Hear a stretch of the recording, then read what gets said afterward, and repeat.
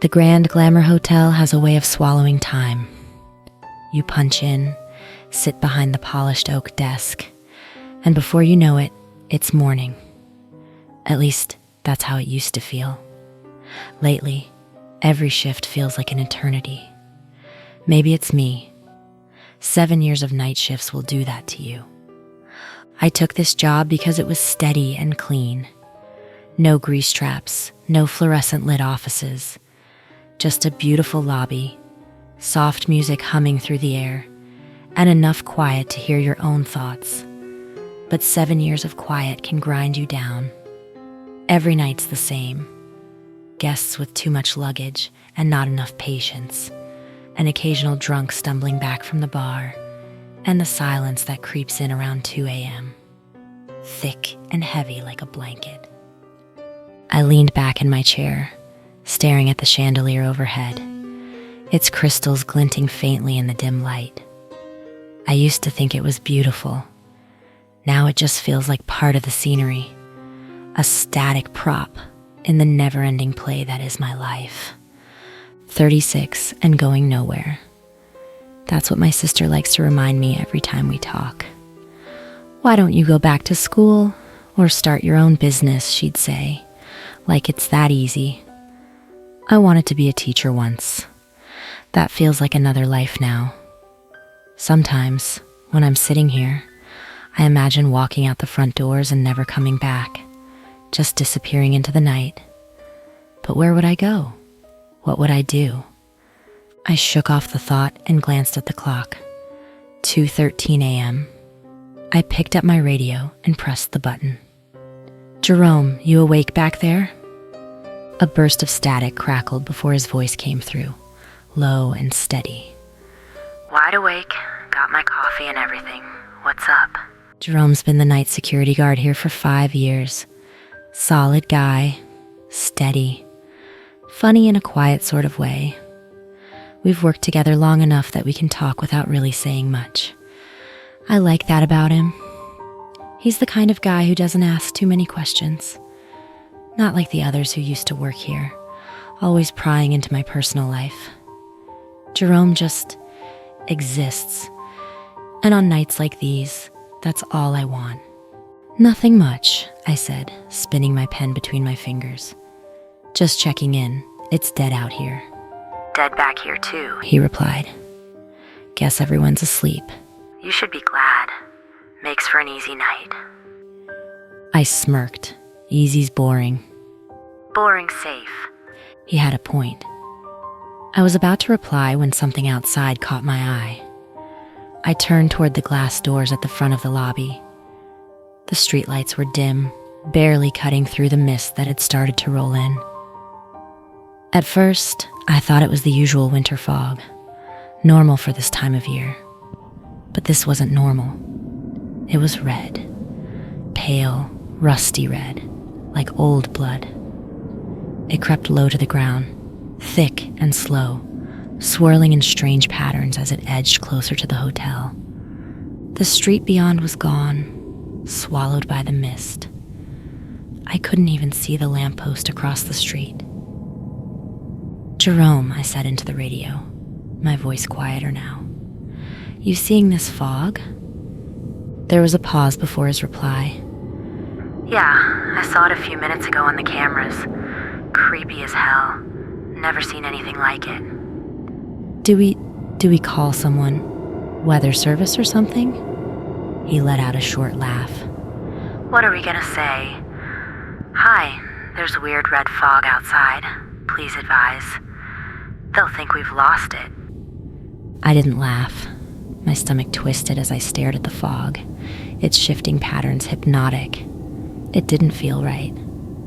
You have a point. Let me know if anything changes. Sure thing, boss, Jerome replied, his voice light. But then, a few moments later, he came back on the radio. Miranda? Yes? Some of the windows are open. Second floor, maybe third. My heart sank. I hadn't even thought about the windows. Can you close them? I asked, gripping the radio tighter. I'll try, but... He trailed off, and the static hissed louder for a second. When he spoke again, his voice was quieter, almost trembling. Miranda, I think something's out there. What do you mean? I mean, it's in the fog. I just saw it. Something moving. It's looking straight at me. My throat went dry. Jerome, get back inside, now. The radio went silent. I stared at it, willing him to respond, to say something, anything. But the only sound was the low hum of static. My eyes darted back to the glass doors. The fog was still there, pressing closer, thicker now. And then I saw it, a shadow in the mist. It was tall, its outline barely visible through the swirling red haze. My pulse raced as it moved, steady and intentional, before vanishing into the fog like it had never been there at all. The radio crackled again, and Jerome's voice came through, sharp and panicked. Miranda, you need to close the windows. You need to... His words cut off abruptly, replaced by a sharp burst of static. The radio wasn't responding anymore. I slammed it onto the desk, frustration boiling in my chest. The static hissed faintly, broken only by soft pops and crackles, but Jerome's voice was gone. My pulse thudded in my ears as I stared at it, willing him to respond. Nothing. I didn't know if he was ignoring me, or if something worse had happened. My eyes darted back to the fog, still pressing against the glass doors, its pale red glow pulsing faintly like a heartbeat. The shadow I'd seen earlier was gone, but that didn't make me feel better. If anything, it made everything worse. I couldn't just sit here. The windows upstairs were still open. The fog hadn't forced its way in yet, but it didn't have to. Not if the building was inviting it inside. Gripping the flashlight tightly, I stood and moved toward the grand staircase. Each step felt heavier than the last, like I was wading through something invisible, something that didn't want me to move. The polished marble floors below gave way to the soft carpet of the second floor landing. The air was colder up here, almost freezing, and carried the sharp, metallic tang I'd first noticed in the lobby. Every breath stung the back of my throat as I approached the first room. Room 213 was the first stop. The door was ajar, just enough for a faint strip of light to spill into the hallway. I stopped just outside, straining to hear anything inside. Movement, breathing, anything. But the room was silent. Too silent. I nudged the door open with the flashlight, the beam cutting through the dimness inside. The room was still. The bed was unmade, the covers hanging loosely over the side. The curtains were half drawn, their edges brushing against the windowsill, and the air smelled like old pennies. I closed the window, and as my flashlight swept the floor, my stomach tightened. Drag marks stretched across the carpet from the bed to the closet. Faint, but deliberate. The kind of marks you'd see if someone had been pulled. I didn't want to look. My fingers tightened on the flashlight as I approached the closet, my breathing shallow. The door was cracked open just enough to show a sliver of darkness. "Hello?" My voice felt too loud, too real. No response. I nudged the door open, the hinges letting out a low groan. The closet was empty, or so it seemed. The walls were bare except for scratches etched deep into the plaster, the jagged letters forming a single repeating phrase. "It's here."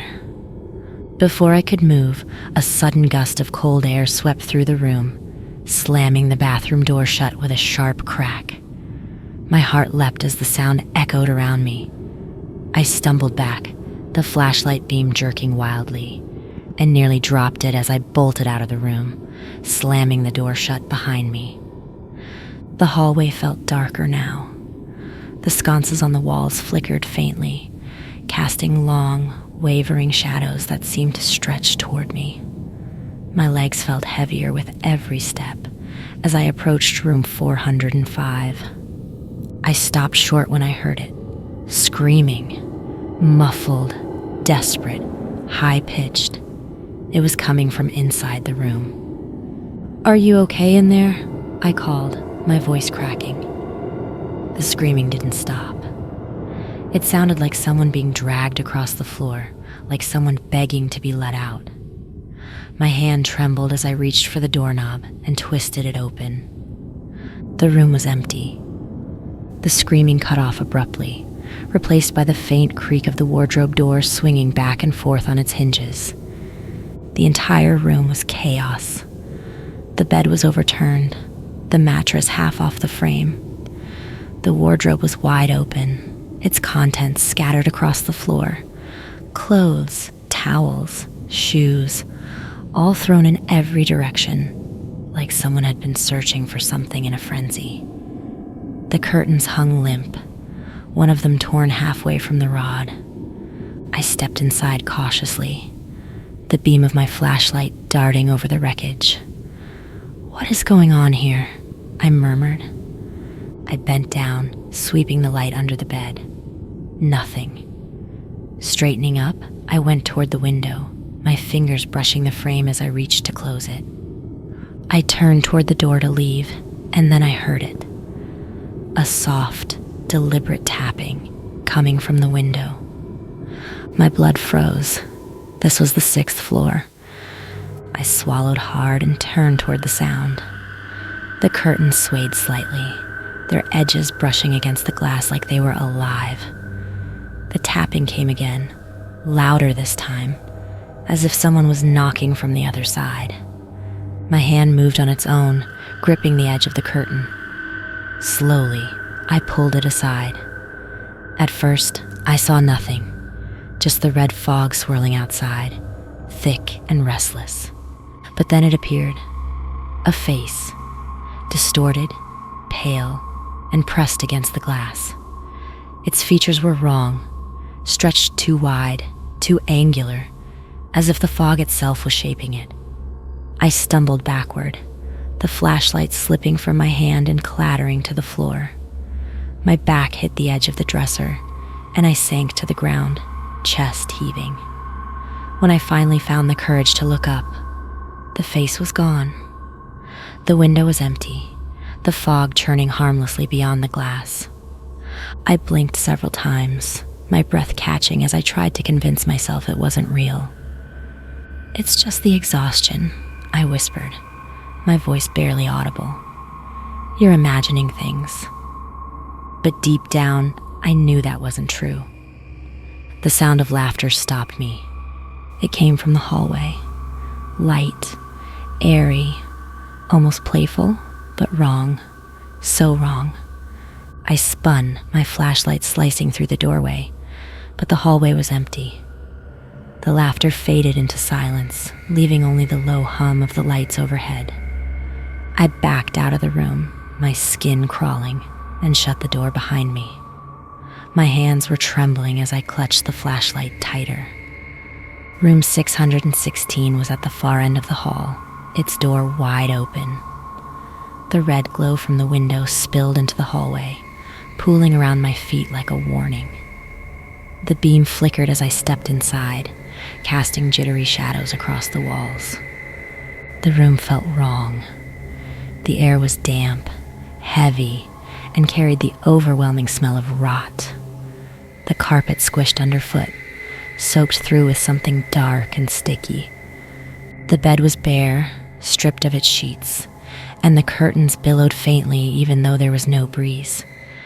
The window was wide open, the fog swirling just beyond the sill. A faint, rhythmic drip broke the silence, pulling my gaze upward. I swung the flashlight toward the ceiling, the beam catching something that shouldn't have been there. It moved slowly, crawling in stiff, uneven motions, its limbs angular and unnatural. The figure clung to the ceiling, its form shadowed but unmistakably wrong. Something wet glistened where its mouth should have been, dark streaks trailing downward to pool on the floor below. its head tilted sharply, the motion abrupt as if it wasn't made to move that way. Though I couldn't see its eyes, I felt its gaze lock onto me, heavy and cold. A low, wet rasp broke the silence. I turned and ran, the echo of my own footsteps swallowed by the oppressive silence behind me. The hallway blurred as I rushed, my pulse pounding in my ears. The walls around me seemed to shift, the corners stretching and bending in ways they shouldn't. The radio hissed faintly at my side, then crackled to life. Miranda. Jerome's voice was weak, broken by static. I'm in the basement. I stopped, clutching the radio like it might keep me upright. Jerome, are you hurt? What happened? Just come quick. He rasped. His voice was wrong, thick and wet, like he was choking on something. Please. The line went dead. The basement door loomed ahead like a mouth waiting to swallow me whole. The flashlight in my hand flickered weakly, and every instinct screamed at me to turn around. But Jerome was down there, or at least I hoped he was still Jerome. The thought of his voice, rasping through the static, drove me forward. He's hurt. He needs help. The door groaned as I pushed it open, the metal scraping against the frame. A wave of cold air hit me, damp and heavy, carrying that same metallic tang I'd smelled in the hallway. My chest tightened as I stared down the staircase, the light from the upper floors barely reaching the first few steps.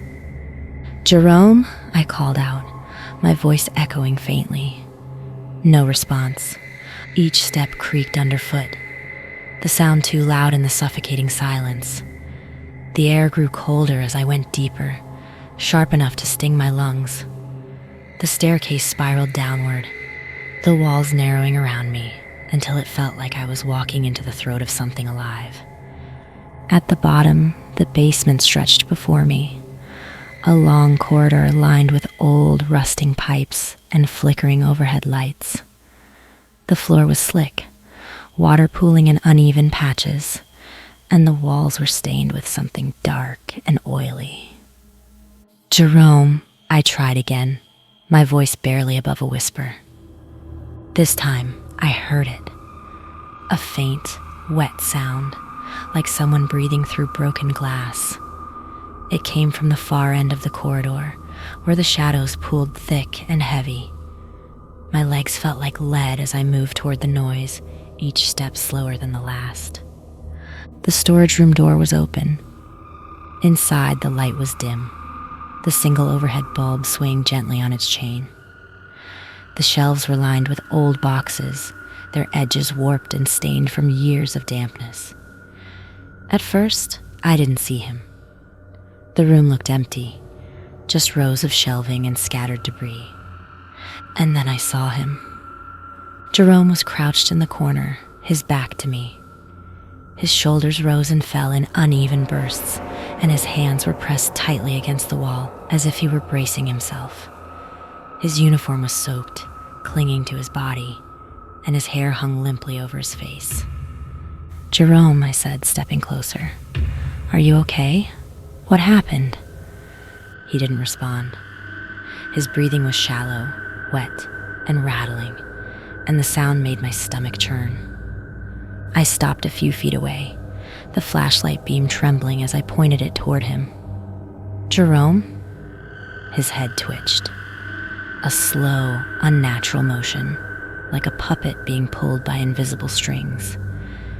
What's going on? My voice cracked as I took a step back. We need to leave. There's something in the hotel. It's already here, he said, his voice overlapping with something deeper, wetter, like another voice speaking through him. And it wants you. My breath caught as he turned fully, rising to his feet in a single, jerky motion. Run, he said, the word distorted, almost mechanical. I barely had time to react, the flashlight slipping from my hand as I stumbled backward. He moved too fast, his movements chaotic and unnatural. I turned and bolted, my feet splashing through the water as I sprinted back toward the staircase. The sound of his pursuit was deafening, his heavy, wet footsteps slapping against the concrete, his breathing a guttural rasp that echoed through the corridor. I didn't dare look back. The staircase loomed ahead, but the light at the top seemed farther away than it should have been. My legs burned as I climbed, my hands gripping the railing so tightly my knuckles ached. "Miranda," his voice called from behind me, distorted and layered, overlapping with something inhuman. "You can't leave. It won't let you." I reached the top and slammed the door shut behind me, twisting the lock into place. My chest heaved as I pressed my back against the cold metal, and for a moment I thought it was over. Then the door shook.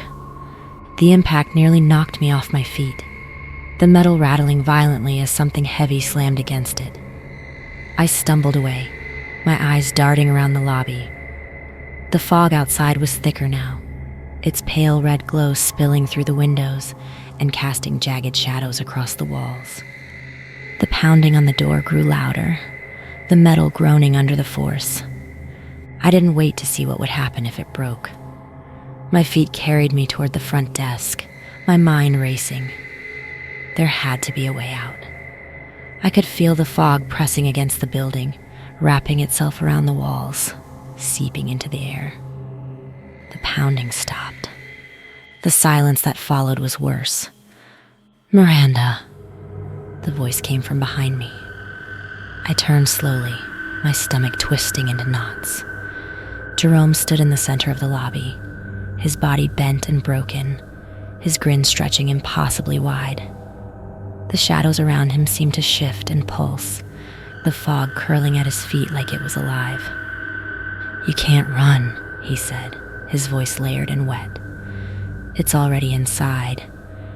The fog surged through the cracks in the windows, spilling into the lobby like a living thing. It swirled around him, wrapping him in its pale red glow. His body twisted further, his limbs stretching and bending until they were no longer human. I ran, the fog chasing me, curling around my ankles and pulling at my legs as I sprinted toward the front doors. The glass was cracking, the edges spidering outward with each pulse of the fog. But I didn't stop. The last thing I saw before I burst through the doors and into the cold night was Jerome's twisted, grinning face, staring at me through the fog. The fog stayed behind. That was the first thing I realized as I stumbled out into the street, gasping for air. The red haze pulsed against the hotel windows but didn't follow me. It just stayed there, pressing against the glass, writhing like something alive. The cold air burned my lungs as I collapsed onto the pavement.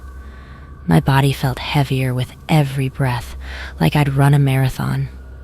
My head swam with the images of Jerome, what used to be Jerome, and the thing crawling on the ceiling. I wanted to vomit, but there was nothing left inside me. The city around me was dead. No cars, no pedestrians, no life. Just an endless quiet broken only by the faint hum of the streetlights. The fog had swallowed everything past the hotel. Its glow reflected faintly in the windows of nearby buildings, casting the whole block in a dim, rust-colored haze. I didn't remember how long I sat there before the sirens came. The police arrived at dawn. 2 squad cars and an ambulance pulled up to the curb, their lights painting the street in flashes of blue and red. I tried to explain what had happened, what I'd seen, but the words felt useless. How do you tell someone about the fog that watches you? About the twisted, broken thing that used to be a person? They didn't believe me. Of course they didn't. When the officers entered the Grand Glamour, there was no fog, no shattered glass, no crawling thing, no Jerome, just silence, the kind that stretches on forever, daring you to fill it. The lobby was empty when they came out. They found overturned furniture in some of the rooms, sure, and scratches on the walls in others. But there was no blood, no bodies, no sign of anything unusual. "You're lucky to be alive," one of the officers said. "This place looks like it's falling apart." I didn't argue. There was no point. The ambulance tech checked me over, shining a light in my eyes and asking me questions I couldn't answer. My hands wouldn't stop shaking, and every time I closed my eyes, I saw Jerome's face. I took a week off, a full 7 days away from the grand glamour, away from the fog, away from whatever was left of Jerome. My sister came to visit, and I told her I was thinking about quitting. "Good," she said, sipping her coffee like it was the most obvious thing in the world. "You've been stuck there for too long anyway." I nodded, but the words felt hollow. Quitting should have felt like freedom, like a way out of the life I'd built for myself. But all I could think about was the fog and the things it left behind. By the time my week was up, I'd convinced myself it was over. Whatever had happened that night was gone now. Some weird trick of the mind or an isolated incident. The hotel had been checked over, cleaned, reopened. Life was moving on. I wasn't. Not really. When I stepped back into the grand glamour, it felt different. The lobby was brighter than I remembered, the chandelier overhead sparkling in the morning sunlight. The air smelled like polish and lemon, and the marble floors gleamed as if nothing had ever touched them. "Good to see you back, Miranda," the day manager said with a polite smile. "Yeah," I lied, forcing a smile of my own. The first few nights were normal, boring even. Guests came and went, the lobby was quiet, and the radio stayed silent except for routine check-ins with the new security guard, a guy named Paul who didn't seem to know how to stop talking. On the 5th night, I found a note on the desk. It wasn't there when I started my shift. It read, "Welcome back." The handwriting was familiar. It was Jerome's,